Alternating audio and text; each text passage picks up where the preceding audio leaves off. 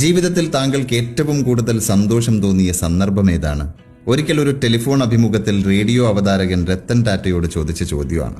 അപ്പോൾ അദ്ദേഹം പറഞ്ഞത് ഇങ്ങനെയായിരുന്നു: സന്തോഷത്തിന്റെ 4 വ്യത്യസ്ത ഘട്ടങ്ങളിലൂടെ ഞാൻ കടന്നുപോയിട്ടുണ്ട്.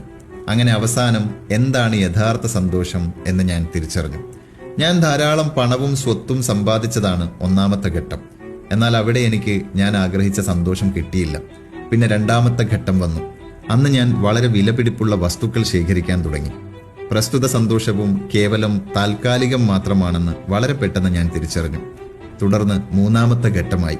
അവിടെ ഞാൻ പുതിയ കുറെ പ്രോജക്റ്റുകൾ ആരംഭിച്ചു.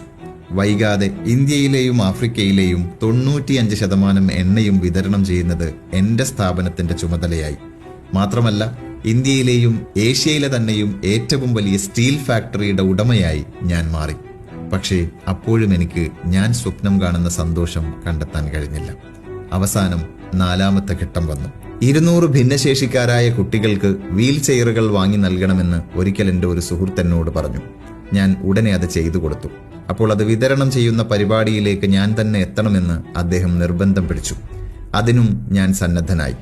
അങ്ങനെ ആ 200 കുട്ടികൾക്കും ഞാൻ തന്നെ നേരിട്ട് എൻ്റെ കൈകൾ കൊണ്ട് വീൽ ചെയറുകൾ വിതരണം ചെയ്തു. അത് സ്വീകരിക്കുമ്പോൾ അവരുടെ മുഖത്ത് സന്തോഷത്തിന്റെ ഏതോ വന്യമായ വെളിച്ചം പ്രകാശിക്കുന്നത് ഞാൻ കണ്ടു. ഏതോ ഒരു കാഴ്ച ബംഗ്ലാവിലേക്ക് എത്തിയതുപോലെയായിരുന്നു അപ്പോൾ അവരുടെ എല്ലാവരുടെയും അവസ്ഥ. എൻ്റെ ഉള്ളിലെ യഥാർത്ഥ സന്തോഷം എന്താണെന്ന് അന്നത്തെ ആ ദിവസം ഞാൻ മനസ്സിലാക്കി. അങ്ങനെ അവിടെ നിന്ന് തിരിച്ചു പോരാൻ നേരം ഒരു കുട്ടി എൻ്റെ കാലുകൾ മുറുക്കി പിടിച്ചു. എത്ര കുതറാൻ നോക്കിയിട്ടും എനിക്കതിന് കഴിഞ്ഞില്ല. അവസാനം ഞാൻ അവനോട് ചോദിച്ചു, നിനക്ക് വേറെ എന്തെങ്കിലും ആവശ്യമുണ്ടോ? എൻ്റെ മുഖത്തേക്ക് തന്നെ സൂക്ഷിച്ചു നോക്കിക്കൊണ്ട് ആ കുട്ടി പറഞ്ഞു, എനിക്ക് താങ്കളുടെ മുഖം നന്നായി ഓർത്തു വെക്കണം. അങ്ങനെ നാളെ സ്വർഗത്തിൽ വെച്ച് നമ്മൾ പരസ്പരം കണ്ടുമുട്ടുമ്പോഴും എനിക്ക് താങ്കളോട് നന്ദി പറയണം.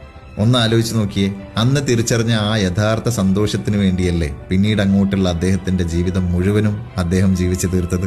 ഒരുപാട് പണം ലഭിച്ചാൽ, ആ പണം കൊണ്ട് നമുക്ക് ഇഷ്ടമുള്ളതെല്ലാം സ്വന്തമാക്കിയാൽ, അത് നമുക്ക് പ്രശസ്തി നേടിത്തന്നാൽ സന്തോഷം കിട്ടിയേക്കുമെന്ന പ്രതീക്ഷയിലല്ലേ നമ്മൾ ഈ ഓടിക്കൊണ്ടിരിക്കുന്നത്? ഈ ഘട്ടങ്ങളെല്ലാം തന്നെ കടന്നെത്തിയ രത്തൻ ടാറ്റയാണ് പറയുന്നത്, മറ്റൊരാളെ സഹായിക്കുമ്പോൾ ആ സഹായം അയാളിൽ ഉണ്ടാക്കുന്ന സന്തോഷത്തിന്റെ റിഫ്ലക്ഷനാണ് നമുക്ക് കിട്ടാവുന്ന ഏറ്റവും വലിയ യഥാർത്ഥ സന്തോഷം.